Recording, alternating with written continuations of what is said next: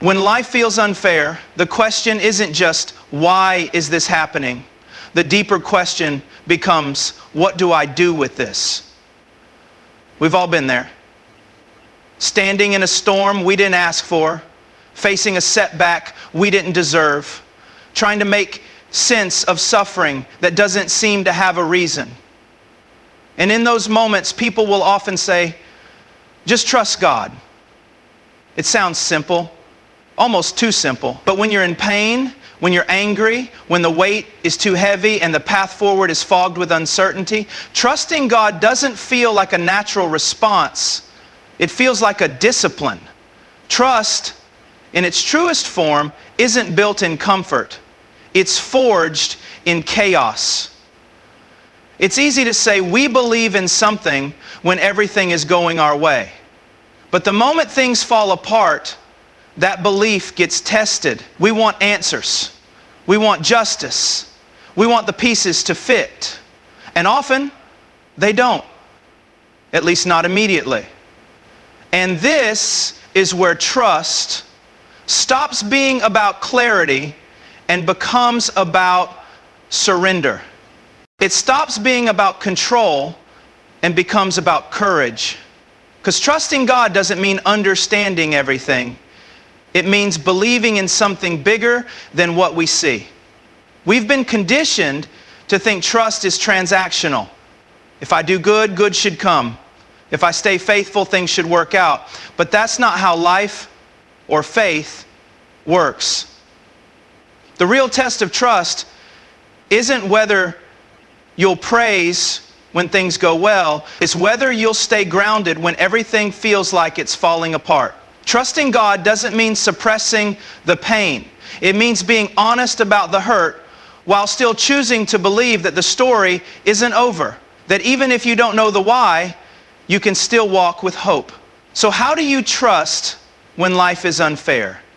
You start by being honest. Not polite, not rehearsed, honest. There's a big difference between praying to impress and praying to be understood. The most powerful expressions of faith are often the most raw. I don't get this. I'm angry. This hurts. That's not weakness, that's relationship. That's what it means to engage with God, not as some distant force, but as someone you're actually walking with. Then you remember your history. Look back. Really look.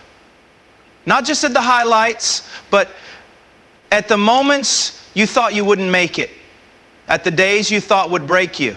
At the nights you didn't think you'd get through. And yet here you are. That's not an accident. You didn't carry yourself through every storm. Something steadier held you. Something beyond your strength sustained you. That's the evidence trust needs. Not perfection, but presence. Not answers, but assurance. Trust also requires that we stop comparing our timeline. It's tempting to look around and think, they got the job, they got the healing, they got the breakthrough. And here I am, waiting, still hurting, still asking, still walking.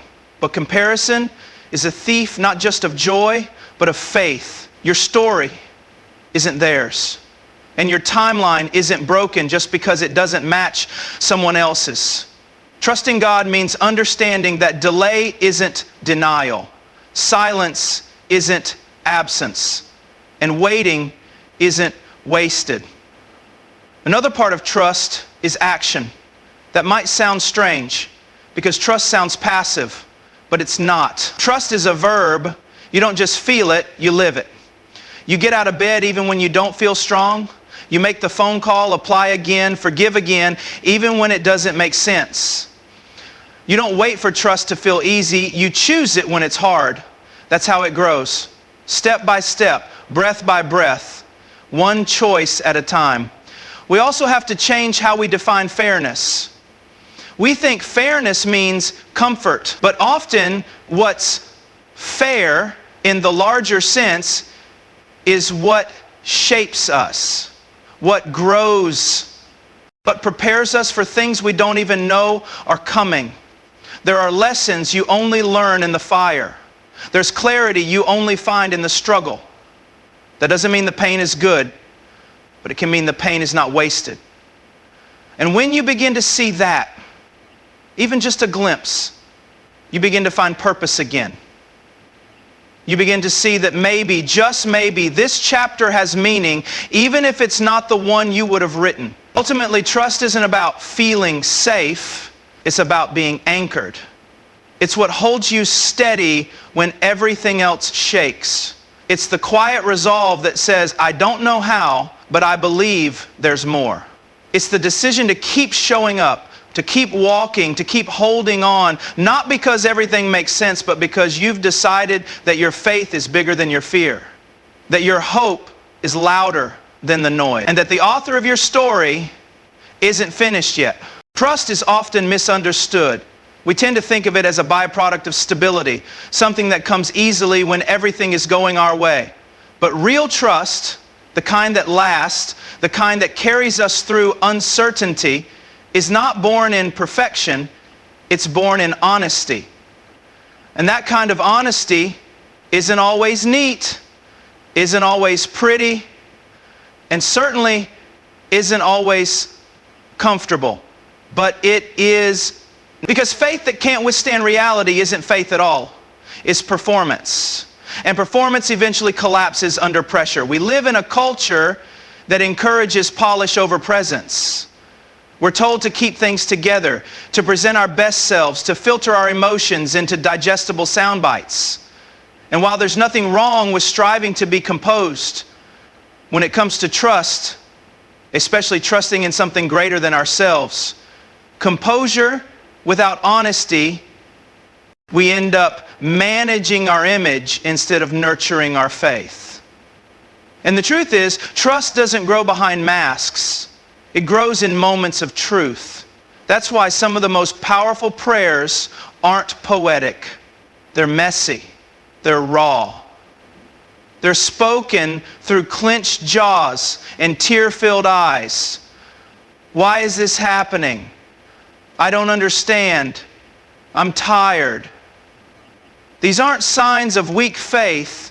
They're signs of a real relationship, because you don't hide your pain from someone you trust. You bring it to them. You lay it out, unedited. That's the starting point of trust.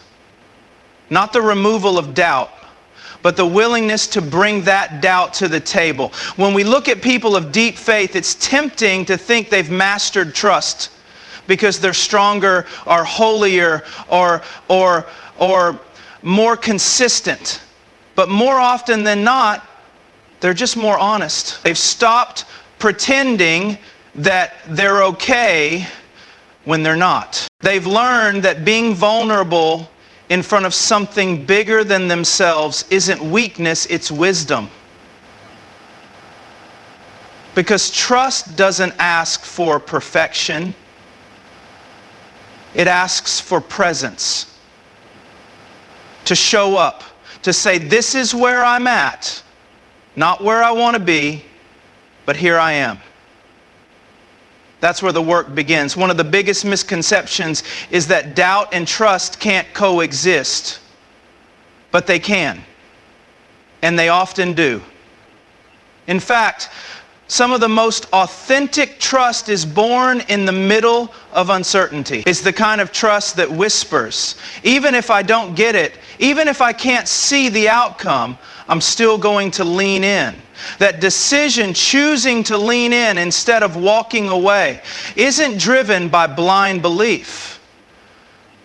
It's driven by the memory of past faithfulness, by the evidence of strength that has carried you before, by the quiet moments when something unseen held you together. The foundation of that kind of trust is not perfection, it's pattern. It's looking back and recognizing, I've been through pain before and I came out. I felt lost before and I found my footing again. I've been in storms before and somehow I didn't drown. That reflection creates a track record, and trust feeds on track records. Not of ease, but of endurance. The realization that maybe you're not standing because you had it all figured out, but because something carried you even when you didn't know how to ask for help. Honesty is the invitation.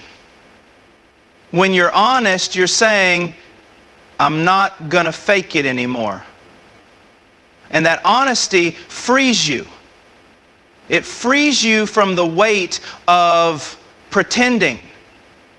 It frees you from the weight of pretending. It frees you from the weight of, it frees you to be human, flawed, uncertain, emotional, and still be worthy of guidance. Still be worthy of connection. Still be held. That's when trust deepens. Not because everything is suddenly fixed, but because you finally stopped hiding. There's also this cultural tendency to reward resilience without recognizing the quiet pain behind it. We applaud the person who kept going, who powered through, who stayed strong. But trust isn't just about strength. It's about surrender. It's about saying, I don't know what tomorrow looks like, but I'll keep showing up today. That takes more courage than pushing through. That takes more depth than simply grinding it out. And you don't get there through willpower alone. You get there through honesty with yourself, with the people you trust, and with the God you're learning to believe in. Trust isn't built in a vacuum.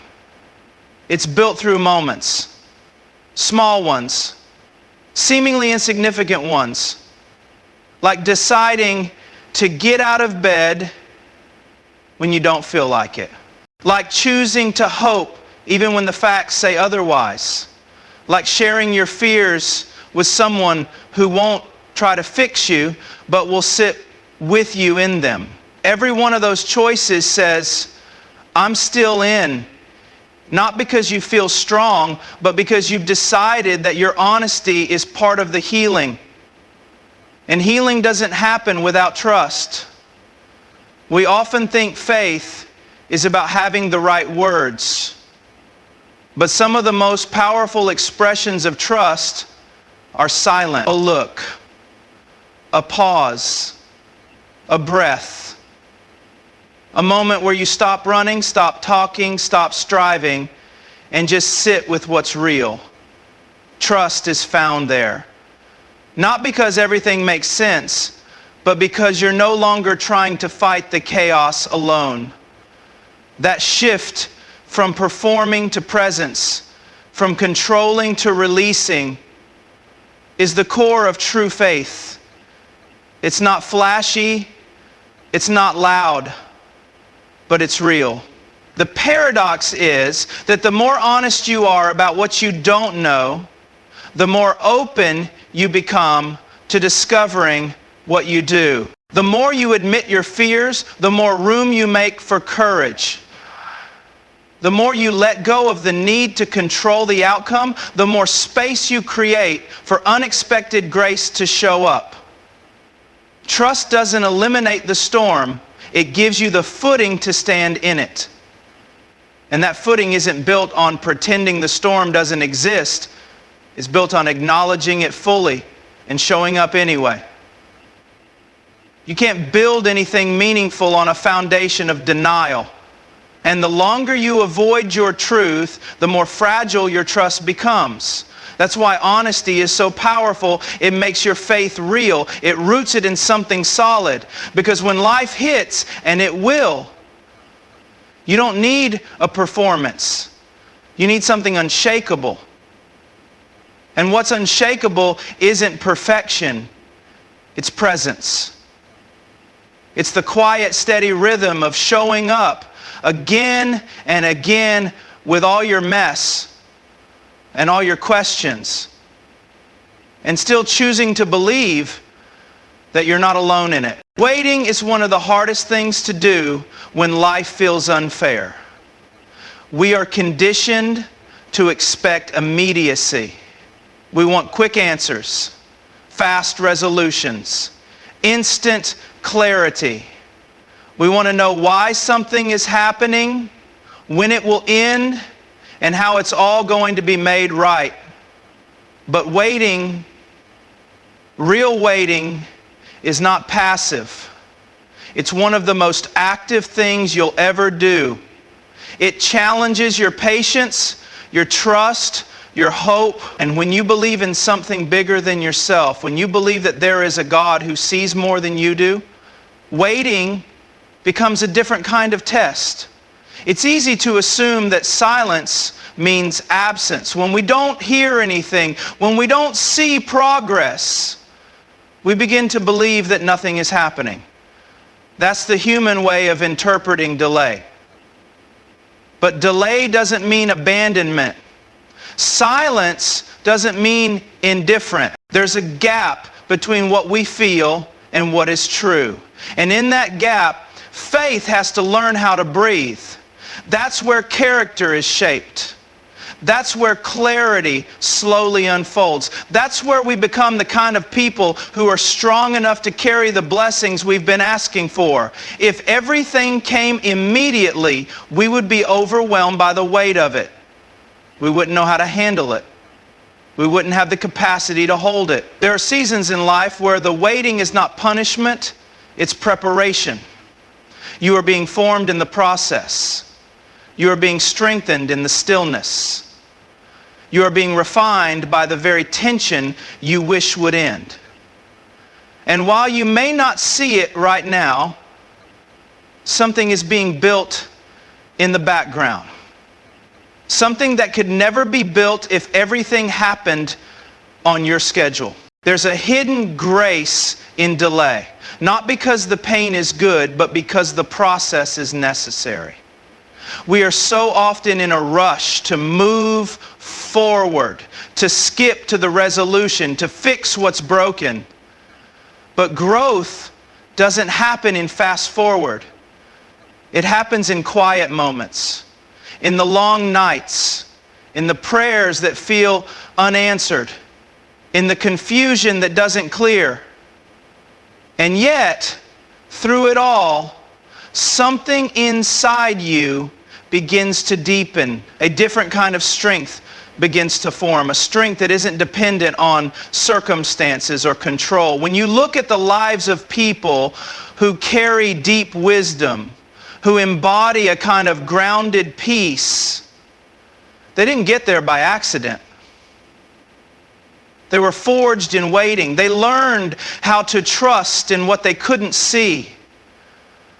They stopped measuring faith by how fast things happened and started measuring it by how fast things happened and started measuring it by how fast things happened and started measuring it by how fast things happened and started measuring it by how fast things happened and started measuring it by how fast things happened and started measuring it by how fast things happened.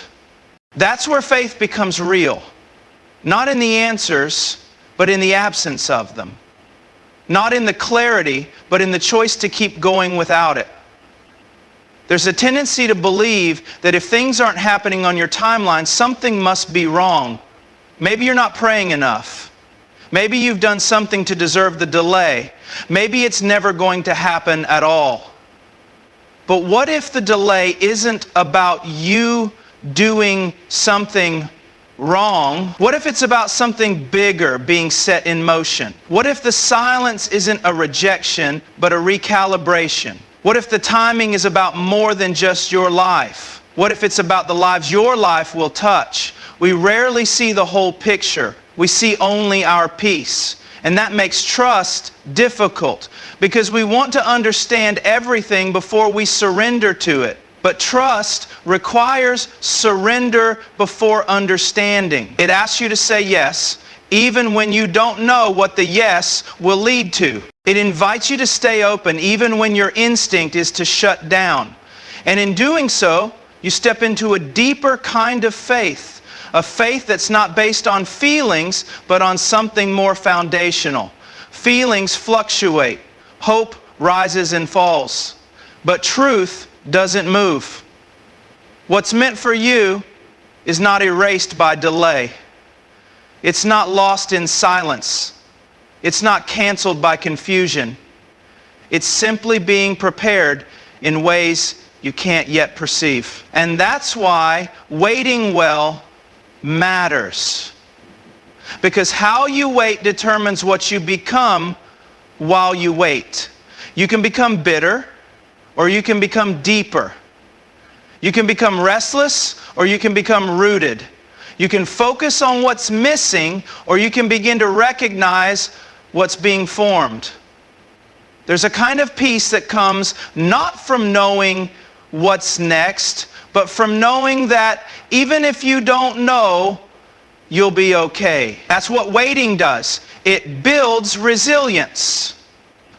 It strips away illusions. It clarifies your values. It forces you to ask, what do I really believe? And sometimes that question is the point. Not the answer, but the asking. Because in the asking, you open yourself to the possibility that the answer might be different from what you expected, but better than what you imagined. It's easy to trust when things go your way. It's easy to believe when life makes sense. But when it doesn't, that's when trust becomes powerful. That's when it moves from theory to truth. And that's when you discover that trust is less about having certainty and more about making a decision.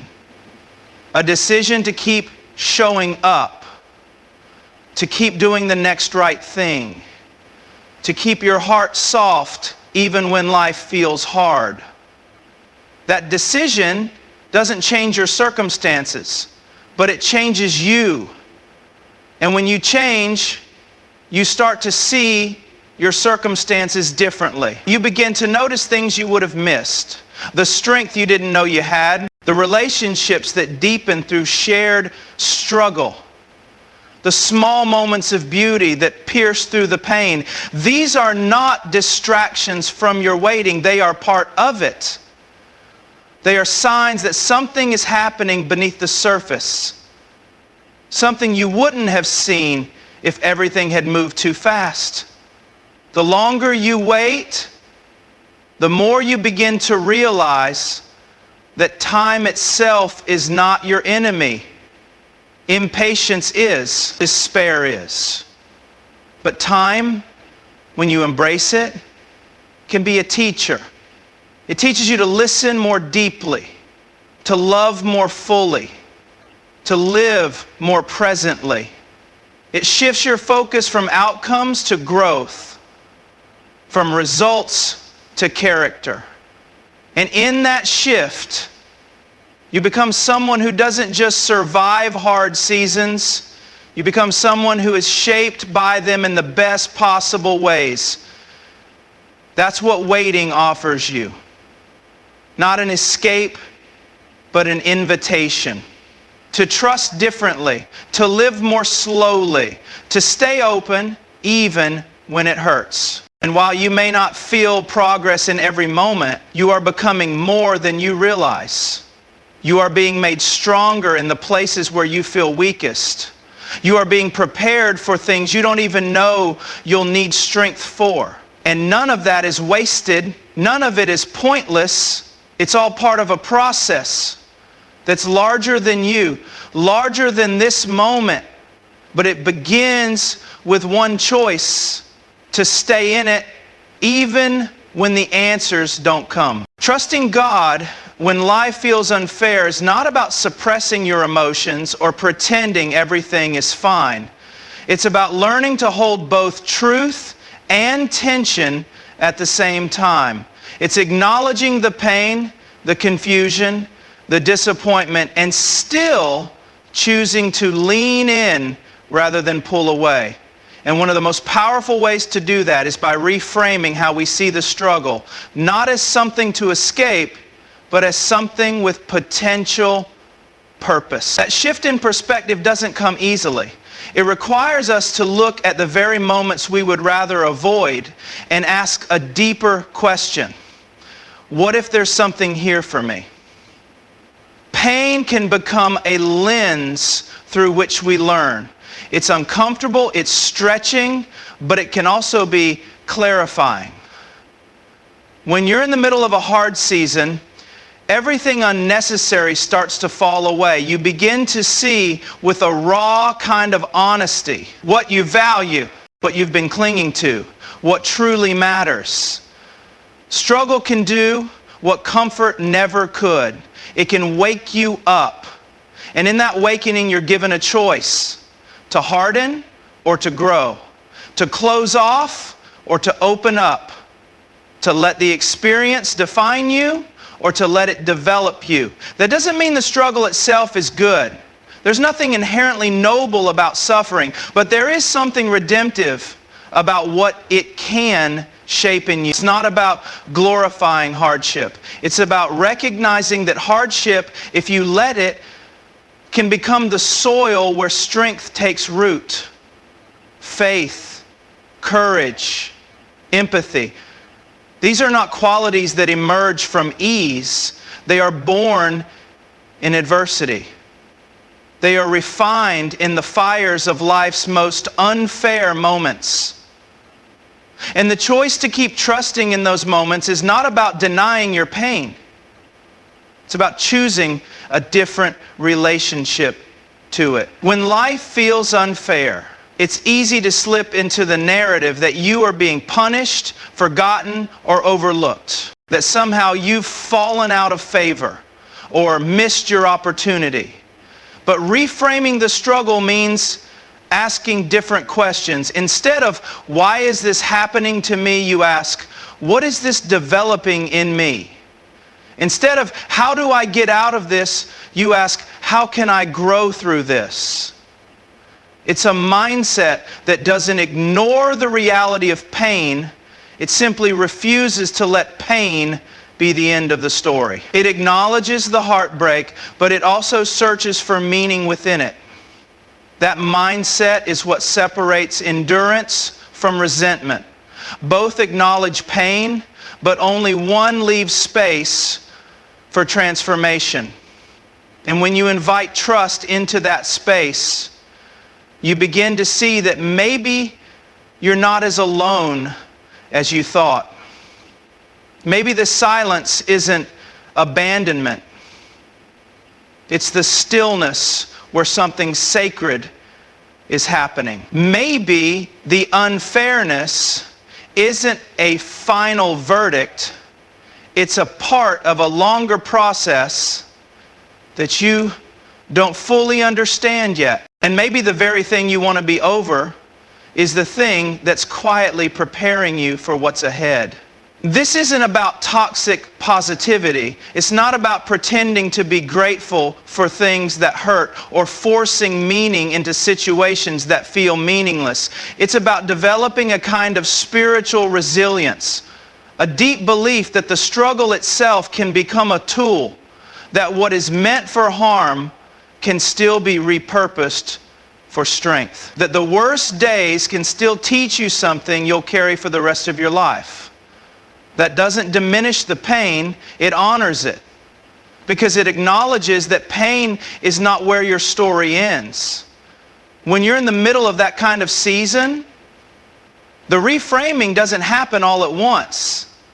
It happens moment by moment, decision by decision. Some days it's simply deciding to get out of bed, to keep showing up, to speak honestly about what you're feeling. Other days, it's being open to joy even in the middle of pain. It's laughing with a friend, feeling sunlight on your skin, noticing that your heart is still beating. These small acts are not distractions from the struggle. They are defiant acts of faith in the midst of it. There's a reason so many stories of transformation begin with suffering. It's not because pain is a necessary ingredient for growth. It's because pain forces a confrontation. It strips away what's false. It invites us to stop numbing and start noticing. And in that rawness, we become teachable, open, ready to receive truth in ways we couldn't when things were comfortable. That's not a romanticized version of struggle. It's an honest one. Struggle doesn't guarantee growth, but it offers the opportunity for it. And that opportunity begins when you decide to stop running from the discomfort and start listening to it. The struggle becomes sacred when you let it do its work. When you stop resisting what is and start asking how it can shape who you're becoming. When you start to see that the deepest parts of your character, integrity, compassion, faith, are often formed not in the light, but in the dark. And the decision to trust in those moments is not about how you feel, it's about what you choose. Choosing to believe that even in the middle of this, something good can come. Not because the situation is good, but because God is still present within it. We often assume that clarity comes before peace, that once we understand everything, we'll finally feel okay. But sometimes it's the other way around. Sometimes peace comes first when we surrender the need to understand and instead trust that we're being held. That's a hard kind of peace. It doesn't erase the questions. It just makes space for hope anyway. And when you choose that kind of trust, you begin to live differently. You stop waiting for life to feel fair before you start showing up fully. You start engaging the present even when it's painful. And in doing so, you discover a different kind of freedom. Struggle also connects you with others in a way nothing else can. When you've suffered deeply, you recognize that pain in someone else. You develop empathy, not because you've read about suffering, but because you've lived it. And that makes your presence a gift. It makes your words matter. It makes your perspective rich. That's one of the hidden outcomes of pain. It expands your capacity to love, to see people, to walk with them through their own valleys. And that kind of love is rare. It's healing. And it's only possible because you've chosen not to let your struggle close you off. Reframing the struggle also allows you to see progress where others might not.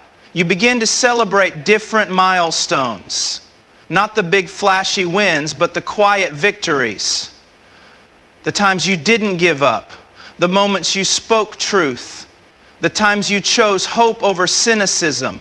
These are the moments that begin to rewrite your story from the inside out. They don't require applause, but they change you. They anchor you. And they prepare you for the future in ways nothing else could. The more you reframe your struggles, the more you start to see them as part of a larger narrative. Not a detour from your life, but a part of it. Not something to edit out, but something to carry with grace. And that perspective becomes a strength. A quiet, steady strength that knows even in the mess, something meaningful can still emerge. Something resilient, something sacred, something you'll look back on one day and realize that's where the real transformation began.